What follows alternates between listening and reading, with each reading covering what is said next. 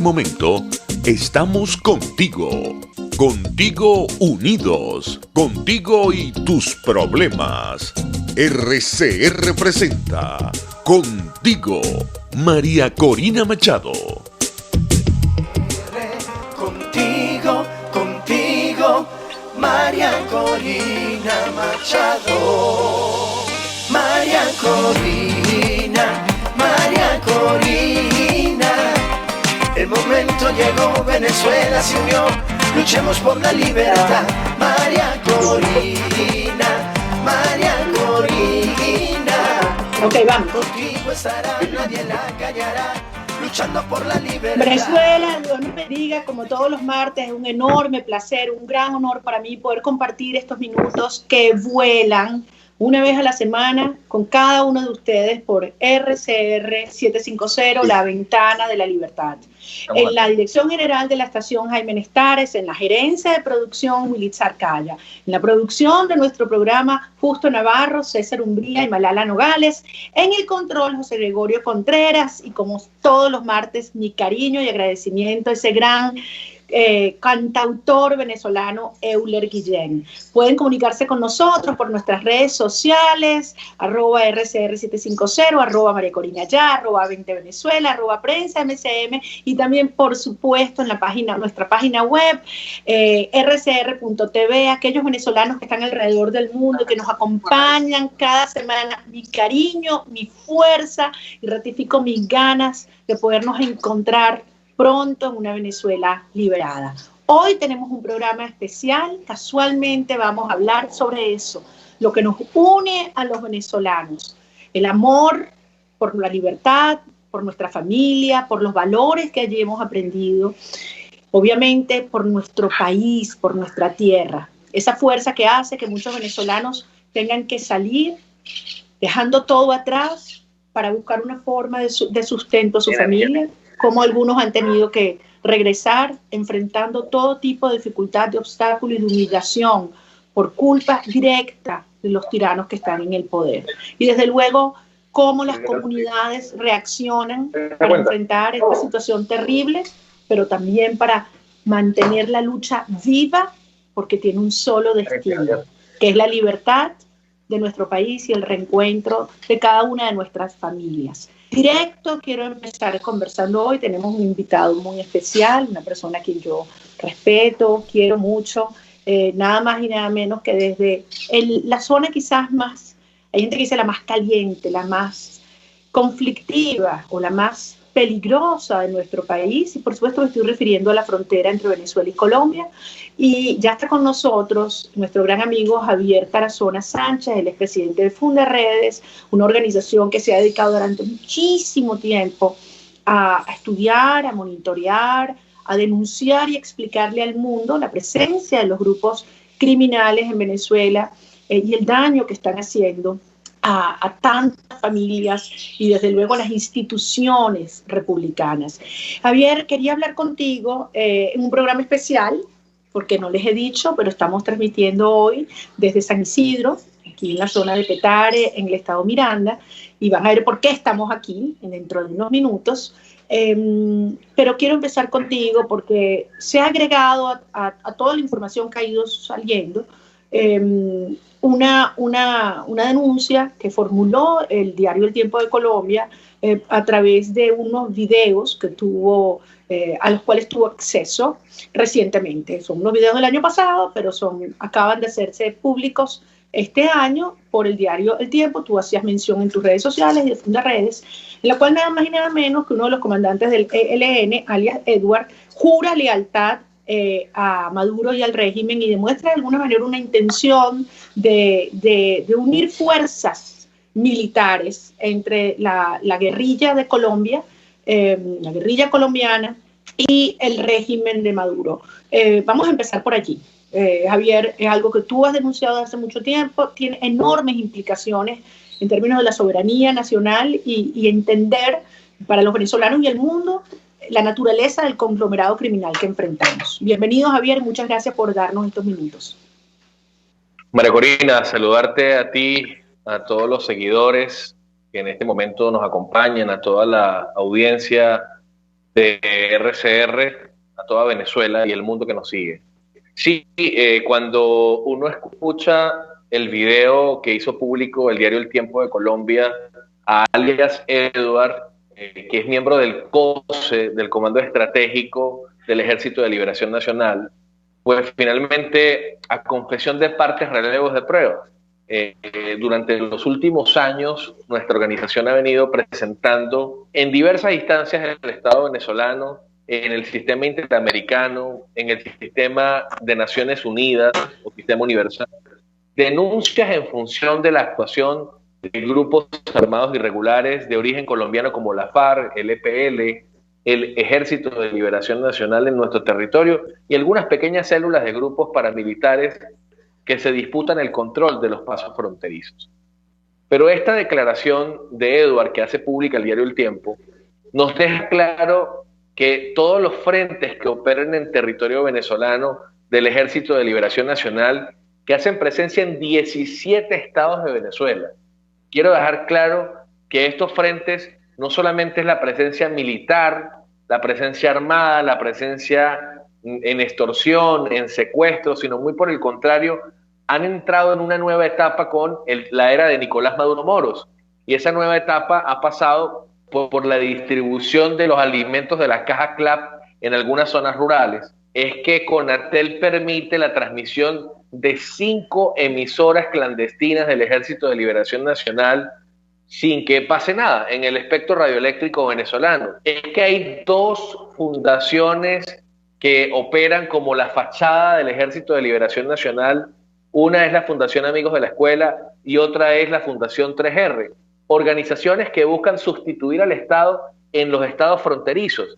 En el último inicio del año escolar se presentaron una serie de encuestas, de consultas por parte de la Fundación Amigos de la Escuela que lograron atender a más de 20.000 niños venezolanos que indudablemente buscan cautivar. Yo quiero, María Corina, que dimensiones y que los que nos están siguiendo puedan pensar cómo recordamos nosotros de niños a los que nos dan un regalo. Hoy, lamentablemente, estos grupos irregulares operan en territorio venezolano cautivando a la población más vulnerable. Hoy por hoy, lamentablemente, estos grupos al margen de la ley son la primera empresa transnacional generadora de empleo en los estados fronterizos. Pero frente a esto ha habido mucha indiferencia, frente a esto ha habido mucha opacidad.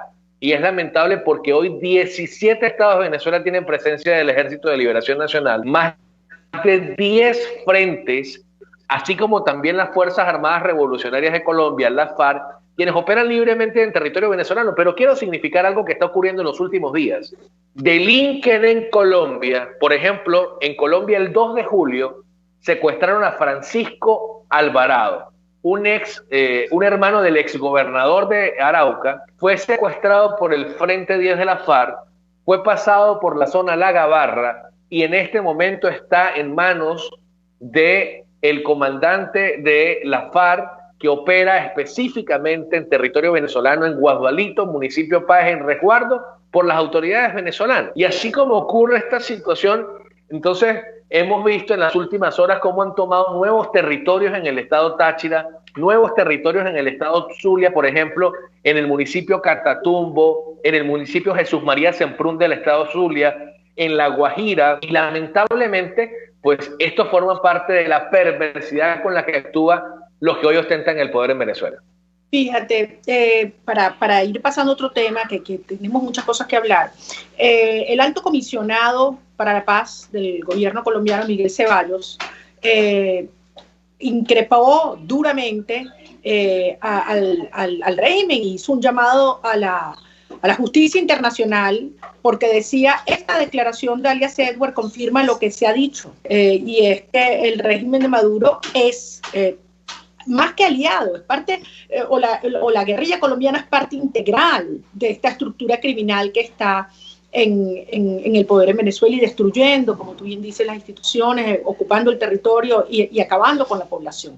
¿Qué implicaciones crees tú que tiene esta nueva declaración de alias Edward que vislumbra que se puede hacer en este sentido a nivel de las instancias internacionales, como denunciaba el alto comisionado Miguel Ceballos? Mira, creo que esta es una narrativa recurrente. Creo que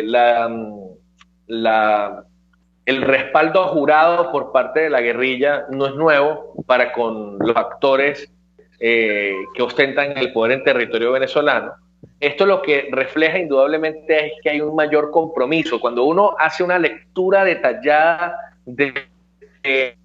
el mensaje que emite alias Edward, habla del Ejército de Liberación Nacional y las Fuerzas Armadas como uno solo. Habla de las tropas juntas, ¿sí? Nosotros denunciamos el año pasado, por ejemplo, la desaparición de 228.294 armas. Estamos hablando de que cuando hay una alianza, estas armas que hoy no están en los batallones, ciertamente que la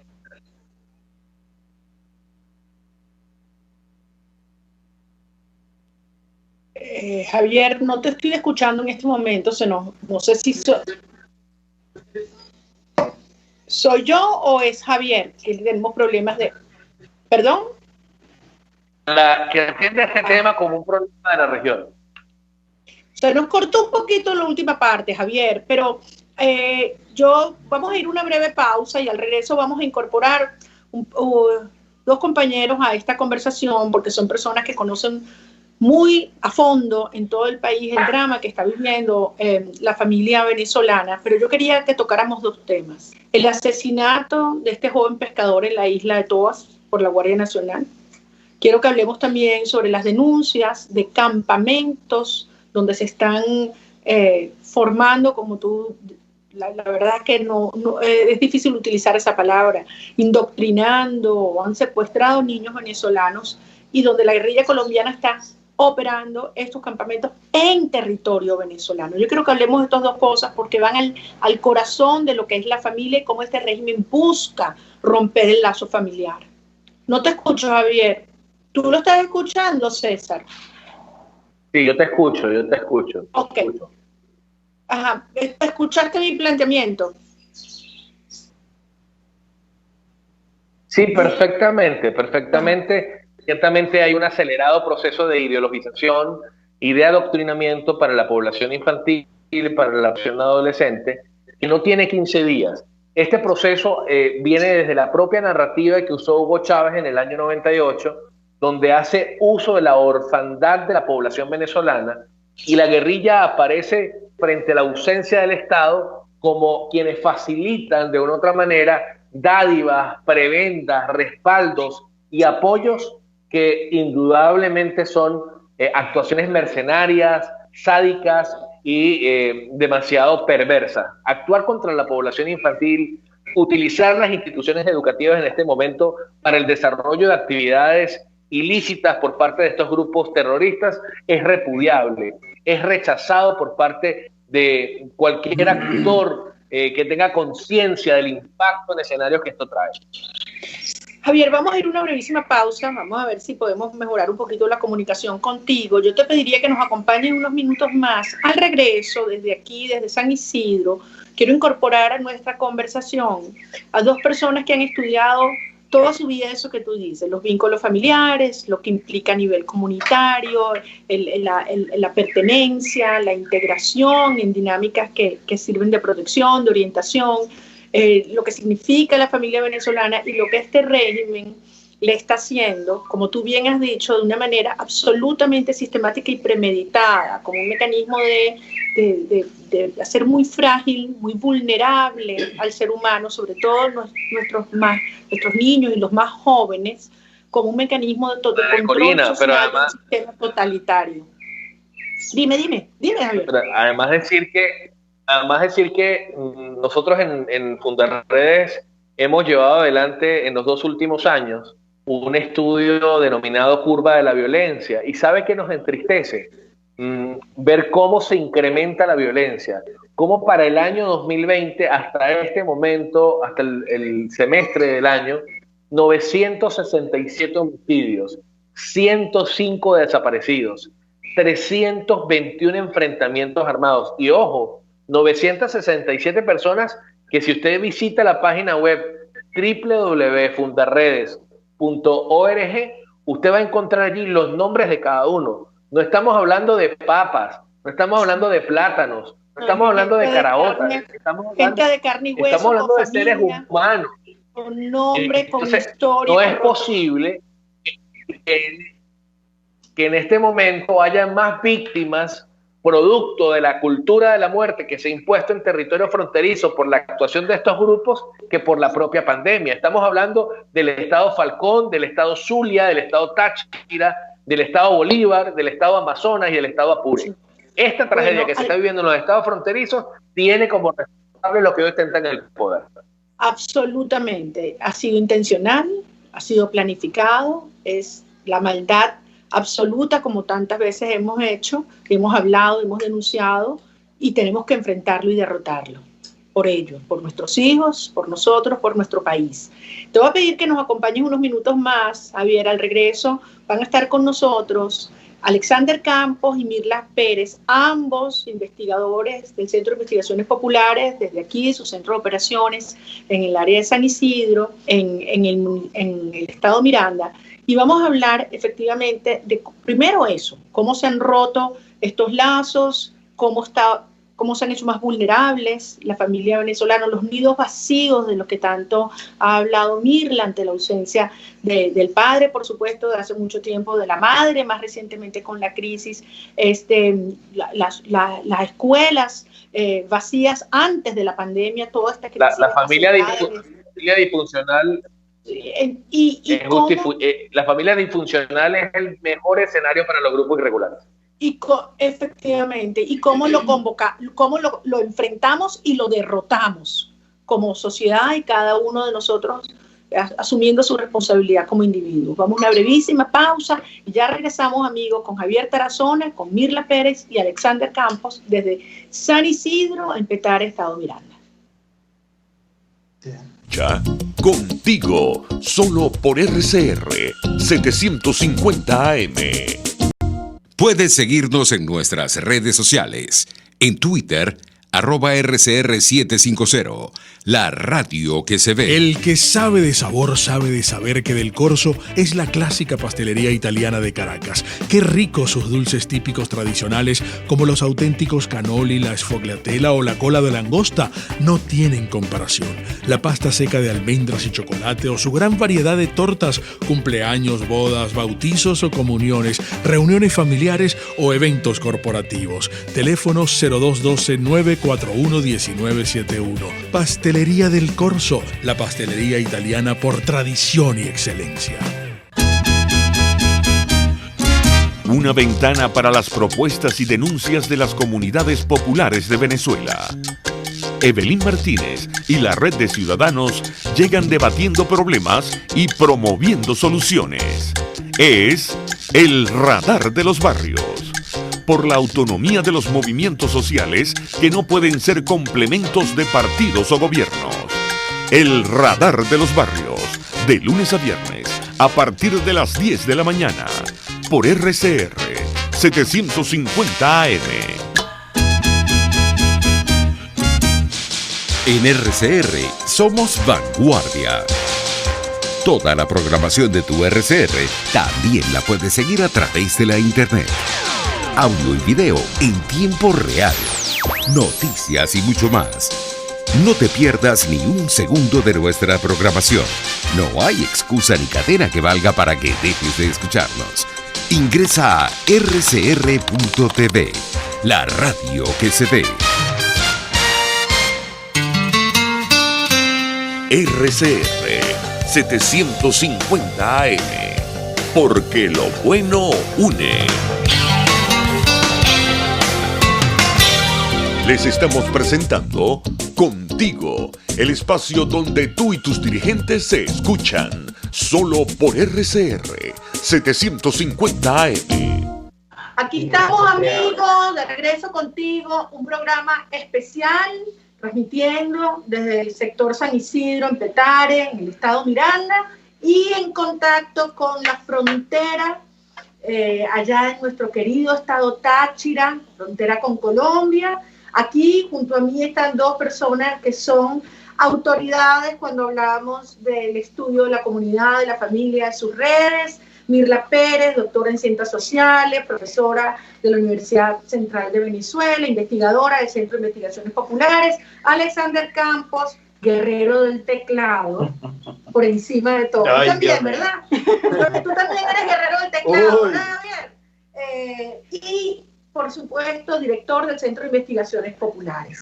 Durante muchos años, Mirla y Alexander, conociendo como conoce la realidad venezolana, el drama de la familia popular y lo que el régimen ha hecho, alertado sobre la fragilidad de la familia. Nos decía Javier ahorita, Mirla, que los sistemas totalitarios, estas redes criminales, encuentran el terreno más fértil precisamente en una familia donde no está la presencia del padre o de la madre, donde son nidos vacíos, como tú has hablado. Vamos brevemente a eso. ¿Qué está ocurriendo en las zonas populares de Venezuela en estos tiempos? ¿Cómo la pandemia ha afectado esto? Para después más adelante hablar, bueno, ¿cómo lo vamos a enfrentar y revertir? Claro. Buenas tardes. El enfrentamiento y la reversión habría que pensarla desde la estructura más fuerte que tiene la cultura. Nuestra cultura es matricentrada. Nuestra familia siempre ha estado constituida por la madre y sus hijos. No hay padre en nuestra estructura familiar. Eso históricamente a nuestra familia no la ha hecho débil. Al contrario, la ha hecho una familia muy solidaria, una familia con una razón distinta a la razón tradicional, una razón basada en la madre, y desde allí se va estableciendo todo el sistema de relación y convivencia. Esa ha sido la fortaleza nuestra, si se quiere, como cultura, como estructura social. Ahora bien, en un sistema totalitario, ¿qué hace el sistema totalitario? Penetra las estructuras naturales de una determinada sociedad y de una determinada cultura. Las estructuras naturales, las propias, las que les dan identidad, las que les da, digamos, sustentabilidad a toda la vida humana, la vida de esa cultura específica, ¿ok?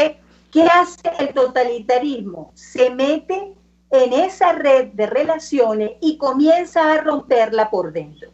De una manera lo hace en la familia popular venezolana, de otra manera lo hace en el individuo y en estructuras centradas en el individuo, y desde allí va, digamos, quebrando los lazos que hacen fuerte esa estructura. ¿Cuál ha sido el mayor quiebre que hemos vivido nosotros como cultura?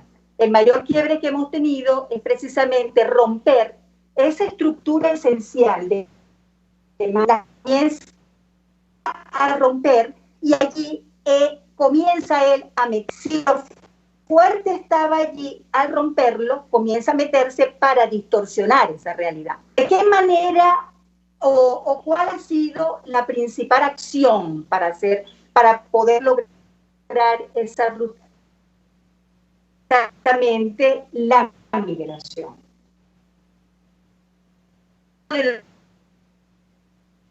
Como tenemos una estructura matricentrada, al quitar la madre, que es el soporte afectivo, que es el soporte estructural, la comienza a golpear. Si la madre tiene que irse, tiene que dejar en Venezuela a los niños solos, y ahí comienza entonces el verdadero estado de vulnerabilidad. Nuestra mayor vulnerabilidad está precisamente en haber roto los lazos estructurales, o por lo menos está en el camino de romperlo. Si todavía tenemos esos hilos, los podemos todavía, ¿verdad?, agarrarnos de esos hilos para poder restablecer la relación que en el futuro nos ayude a salvarlo. Por eso es importantísimo, para cerrar, por eso es importantísimo reconocer cuál ha sido nuestra fortaleza. O sea, decir que nuestra familia es la débil, la que no ha dado respuesta porque es una familia inestructurada, es una familia... No. La fortaleza nuestra ha estado en esa estructura específica. No es la estructura triangular, es verdad, pero esta estructura matricentrada es la que le ha dado soporte y le ha dado solidez a nuestra estructura cultural. Creo que se nos cayó Javier, ¿verdad? César, ¿Javier está allí todavía? ¿Ah? Se salió. Bueno, vamos a tratar de contactarlo porque yo quiero preguntarle en la frontera venezolana cómo se está viviendo esta ausencia de la madre y cómo eso está afectando en áreas donde la presencia obviamente del crimen organizado, en este caso de la guerrilla, pues tiene ahí un campo muy fértil. Claro. Ahora, Ale, ustedes han estudiado esta realidad en los centros urbanos también. ¿Cómo se está viviendo esta realidad hoy en día aquí en Petare, sí. En los grandes centros urbanos del país? ¿Y cómo afecta la pandemia en esta dinámica? Bueno, es importante decir que el proceso del que estaba dando cuenta Javier Tarazona es un proceso que no solo está ocurriendo en la frontera. Es un proceso que no solamente está ocurriendo en la frontera, es un proceso que se está dando en todo el país. Es decir, el proceso de desinstitucionalización, el proceso de falta de soberanía, el proceso de abandono de las vías legales, el proceso de abandono de toda legalidad está ocurriendo no solamente en la frontera. En la frontera tiene mucho más tiempo, en la frontera está mucho más consolidado, pero mucho más visible, pero hay que decir que toda esa dinámica está ocurriendo a lo largo y ancho de todo el país. No hay prácticamente hoy, y eso yo sé que suena duro, pero lo decimos con toda la responsabilidad, no hay hoy un solo espacio de nuestro territorio nacional en el que el Estado democrático, el Estado de derecho, el Estado republicano tenga hoy en realidad fuerza. Y eso, a veces hasta ni siquiera presencia. Y eso está siendo aprovechado por todos y cada uno de los grupos criminales que están asociados al régimen para fortalecerse. Alex, es muy importante lo que tú estás diciendo, perdón que te interrumpo un minuto, porque yo sé que tú has hecho ese mapa y hay gente que te puede decir, pero ¿cómo que todo el país? Bueno, pensemos, Oriente, ¿qué está pasando en Sucre, Monaga, Anzoátegui, Delta? ¿Cuáles son las redes que están allí? ¿Cómo están esas familias? Eso lo vamos es decir, vamos a conversarlo. Perdón, pero para cerrar la idea, María, yo lo que quería decirte es que ¿cómo están aprovechando para fortalecerse estos grupos criminales? Ojo, todos, los grupos paramilitares, los grupos guerrilleros, los grupos, los megabandas, los carteles de la droga, es decir, todos están aprovechando. Y con la pandemia, que ha significado un retroceso de la vigilancia internacional sobre los movimientos criminales venezolanos, pero además una falta de vigilancia de las instancias nacionales, lógicamente, porque no tenemos la misma capacidad de movilización, lo están aprovechando para fortalecerse en desmedro de ¿qué? De lo que venimos hablando, entre otras muchas cosas, entre la familia. Les doy un ejemplo.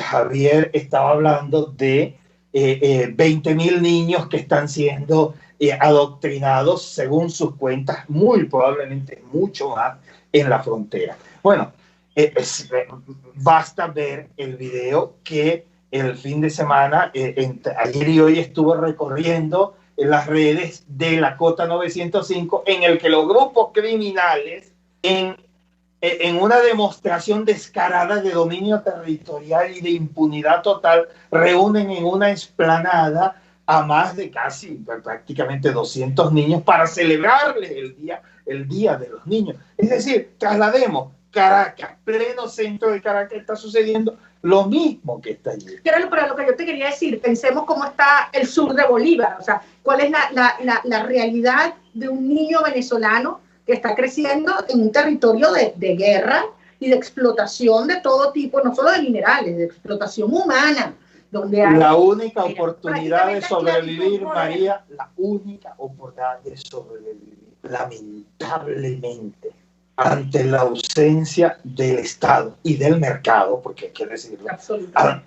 y ante el retroceso de la familia, porque no tiene capacidades, no le queda otra instancia que recurrir a los grupos criminales para poder subsistir, lamentablemente. Claro, fíjate, en el estado Zulia, nosotros tenemos una... Un minutico para ir a una breve pausa. Vamos a la pausa. Vamos a la pausa. Al Sí, regreso sí. no te interrumpa tu idea. Estamos hablando, amigos, con Mirla Pérez, Alexander Campos, del Centro de Investigaciones Populares, sobre lo que es la realidad hoy de la familia venezolana, lo que está enfrentando el niño venezolano de cualquier rincón del país. Cómo el régimen y sus grupos criminales están provocando esta vulnerabilidad de los ciudadanos más jóvenes de Venezuela para terminar de romper esas redes de protección y de afecto que es la familia e imponerse en su visión y espíritu totalitario. Vamos a terminar esta idea, pero inmediatamente yo lo que quiero es que hablemos sobre los mecanismos que tiene la propia sociedad venezolana para no solamente detener, sino revertir este proceso mientras seguimos luchando contra el régimen y la tiranía. Sí. Vamos a una brevísima pausa y ya regresamos contigo desde San Isidro. Pluralidad, libertad y respeto. Estás escuchando Contigo, solo por RCR 750 AM. Puedes seguir nuestra programación a través de rcr.tv, la radio que se ve. En Arnamar contamos con una muy extensa gama de productos cosméticos de primerísima calidad para el cuidado personal de toda la familia. En Arnamar nos sentimos orgullosos de ofrecer tratamientos especiales para el cabello y para la piel tanto de adultos como de niños, bajo las más estrictas normas internacionales. Y en Arnamar siempre estamos innovando para satisfacer las exigencias de la calidad de vida de hoy. Arnamar Cosméticos, toda una vida dedicada al cuidado personal de la familia venezolana.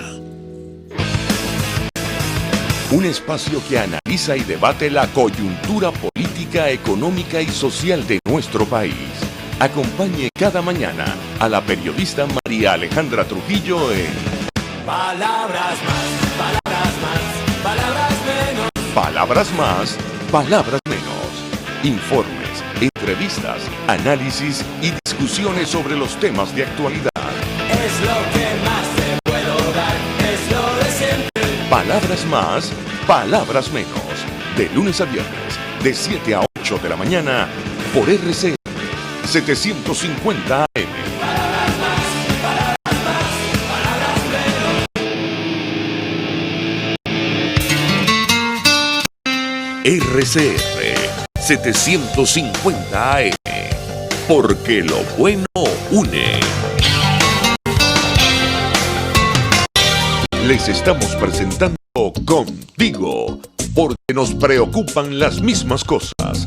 RCR 750 AM.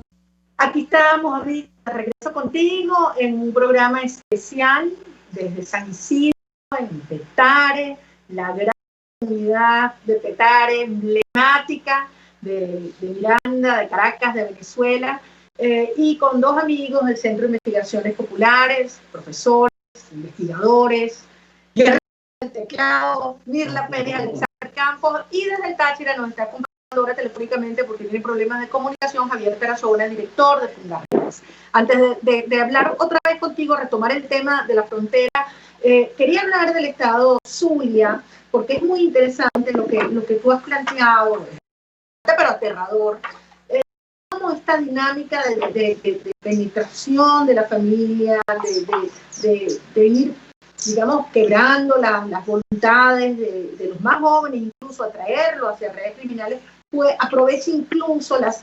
pseudoestructuras políticas, en este caso aquellas que se han llamado como el Estado comunal. Es algo que tú has estudiado mucho y quisiera entender eso porque es una dinámica más bien urbana, ¿correcto? Sí. Como diferencia a lo que estaba planteando ahorita Tarazona, él se iba más hacia la frontera. Nosotros ahorita estamos haciendo un estudio a nivel nacional sobre el Estado comunal y la vinculación del Estado comunal con la estructura delincuencial. Y nos estamos encontrando con datos interesantes que en su momento ya explicaremos con mucho más detalle. Pero, por ejemplo, en el Zulia, el Zulia se ha constituido, se ha convertido en el modelo de Estado comunal exitoso, porque la estructura total de la delincuencia ha tomado la estructura social, las bases, etc. Hay zonas en el estado Zulia, por ejemplo, municipios que no están tan cercanos a la frontera, que son municipios más bien urbanos. Tenemos, por ejemplo, la dinámica de la extorsión, del secuestro, asociado a la figura del Estado comunal, del aparato comunal, entiéndase, consejos comunales, CLAP. Hemos visto cómo ahorita las figuras políticas o, digamos, en algún contenido político que tenían los consejos comunales desplazado y se han colocado dentro del CLAP como un aparato realmente de control. Ahora, el CLAP es como una posibilidad, una organización que permite la vinculación delincuencial y la vinculación con el Estado comunal. ¿En qué sentido?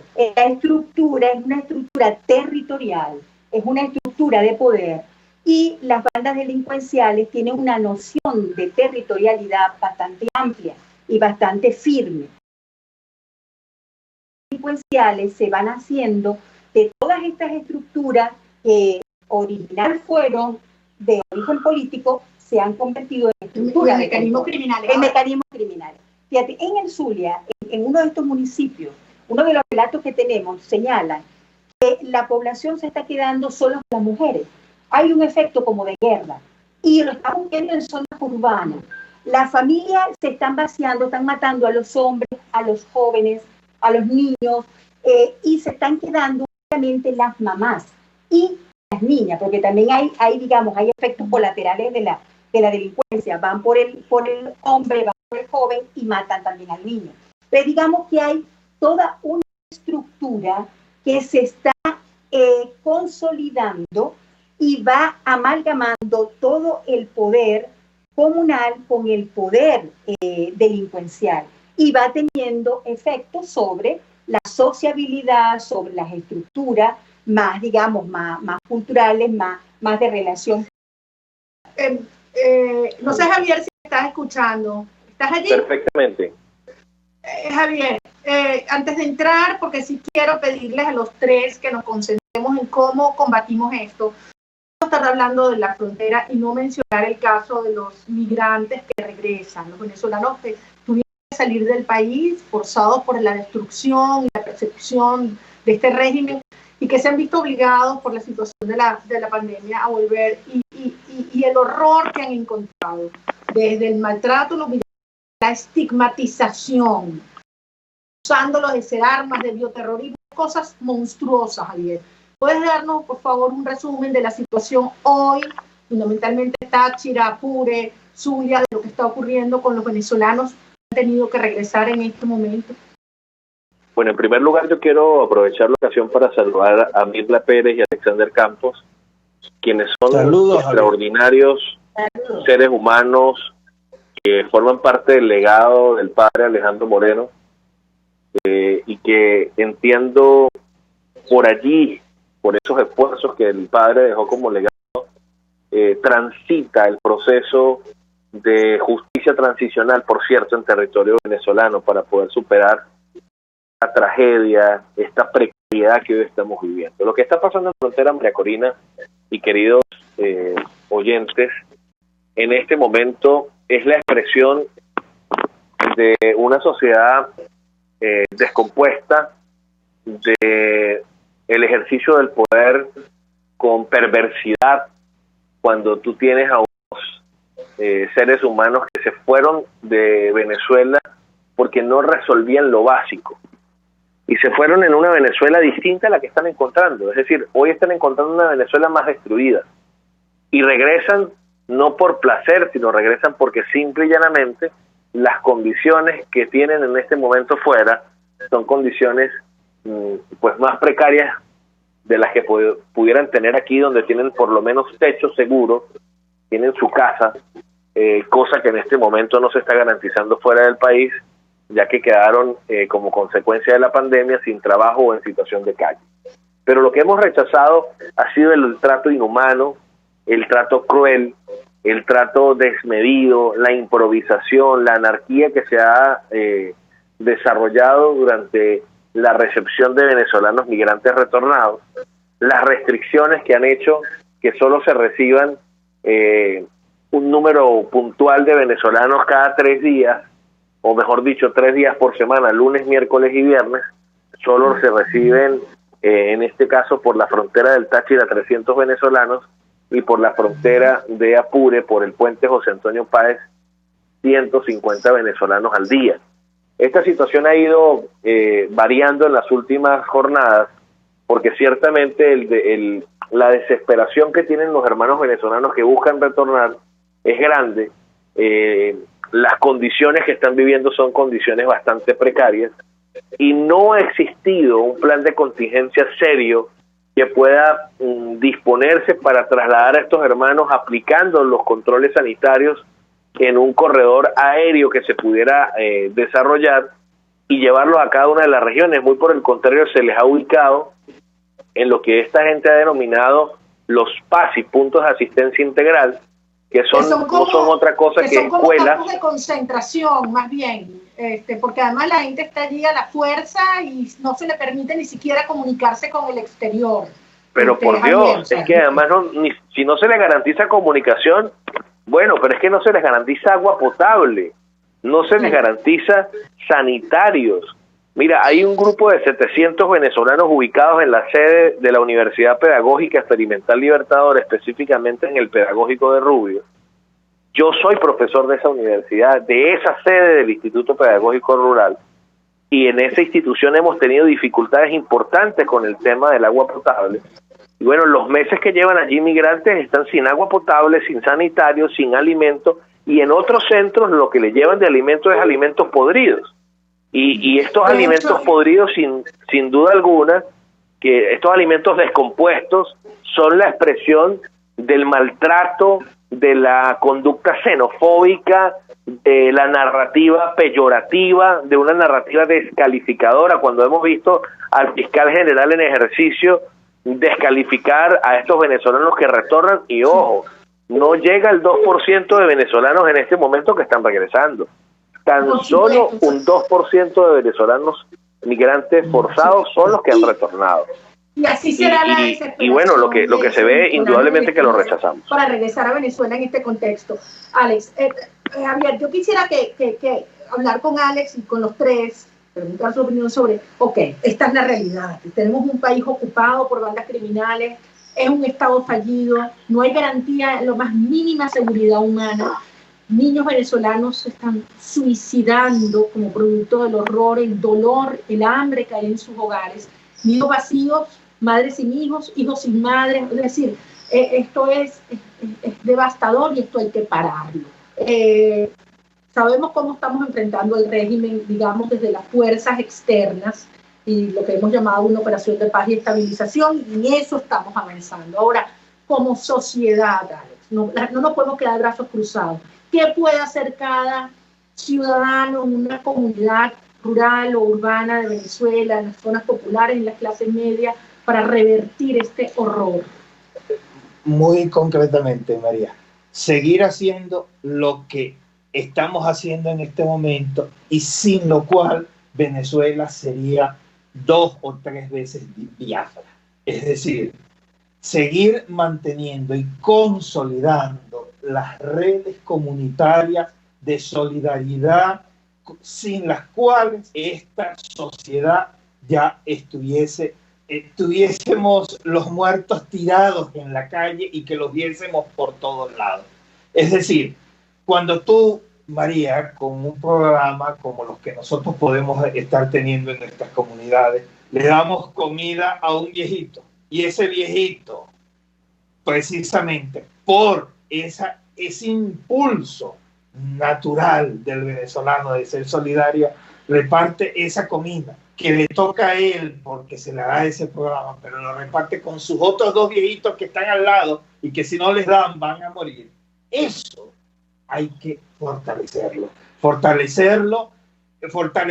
y convertirlo no solamente en el impulso y pensarlo no solamente como el impulso volitivo de una persona, sino que eso puede ser transformado en políticas de largo alcance, en políticas sólidas, sostenidas con el Estado, que hagan a su vez en esa etapa transitoria que va que nos llevará a un proceso en el cual cada persona pueda sostenerse.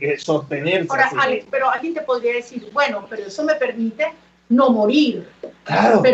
Pero ¿qué puedo hacer para acelerar el colapso del sistema criminal? ¿Qué puedo hacer para no quedarme nada más en lo que el régimen quiere? Tenemos muertos de hambre. Es que precisamente, María, es decir, si tú organizas, es decir, si tú no solamente das la comida, sino que alrededor del ejercicio solidario construyes una red de acción política, una red de trabajo político, una red de comunicación y de movilización política, y no solamente una red de dádivas, sino una red de acción y de trabajo. Ahí estamos creando la base. Nos deben estar escuchando, sin duda, porque siempre los martes escriben cientos de líderes políticos, no solamente de 20, sino de otras organizaciones que están dispersos por todo el país y que te escuchan y dicen, claro, pero por una parte está el riesgo de la pandemia que ha trastocado la forma convencional de hacer política, lo que estábamos acostumbrados. Ya tú no puedes hacer grandes concentraciones, no puedes ir caminando por los mercados, es decir, pero la conciencia y la urgencia es más grande que nunca.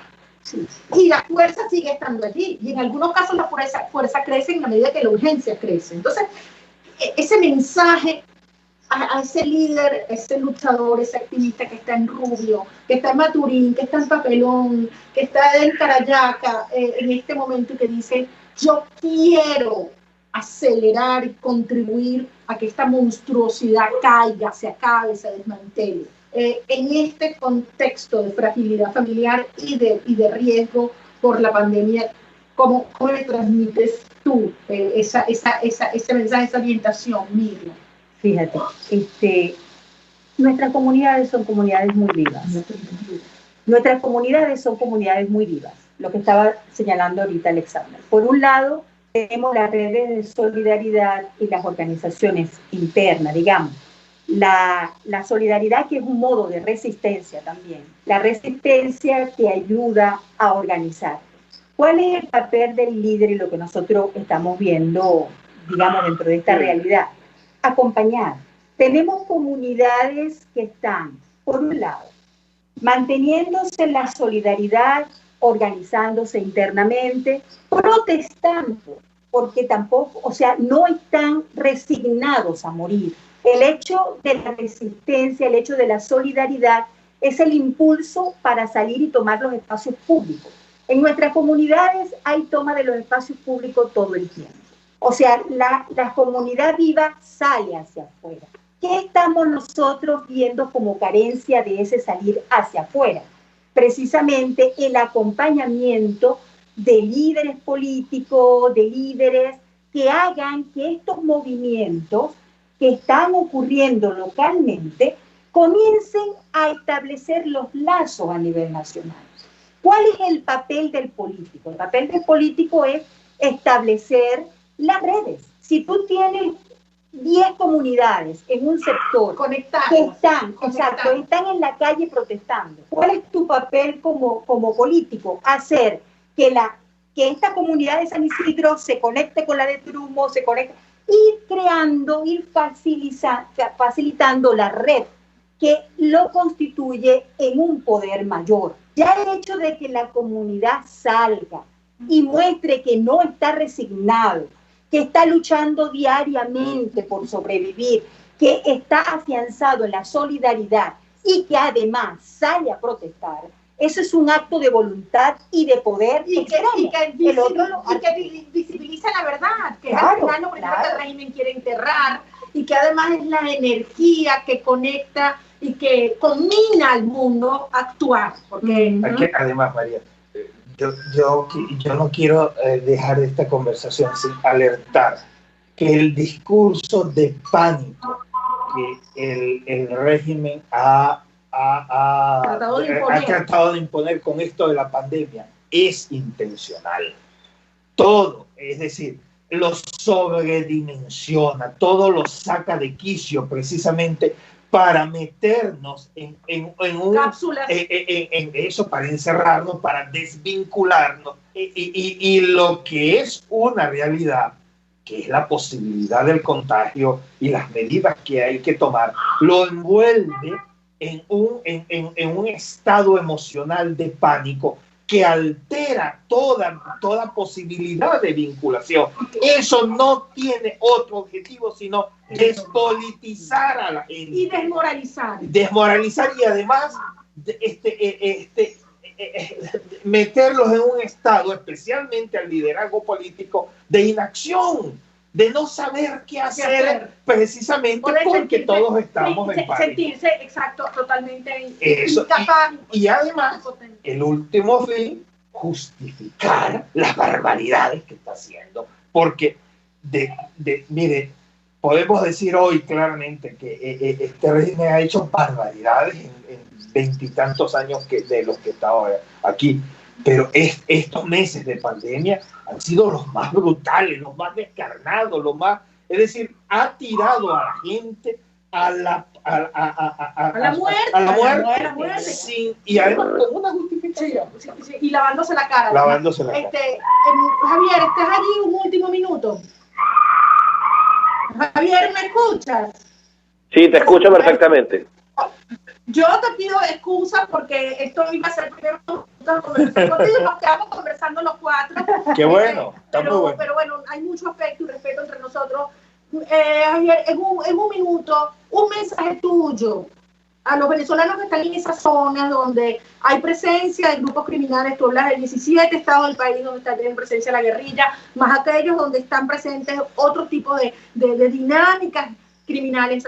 ¿Cómo puede contribuir desde tu perspectiva el ciudadano que está allí o el líder político a la lucha por la liberación de Venezuela? Ya no solo en los términos de la organización que sigue Alexander, probablemente se necesita información, probablemente se necesita sacar para afuera lo que está pasando, visibilizar el estado criminal y el estado fallido. ¿Qué mensaje le envías tú a los venezolanos para que puedan realmente contribuir a esta causa que llevamos adelante, que obligue a las fuerzas democráticas de Occidente a hacer lo que hay que hacer en cuanto a la liberación de Venezuela?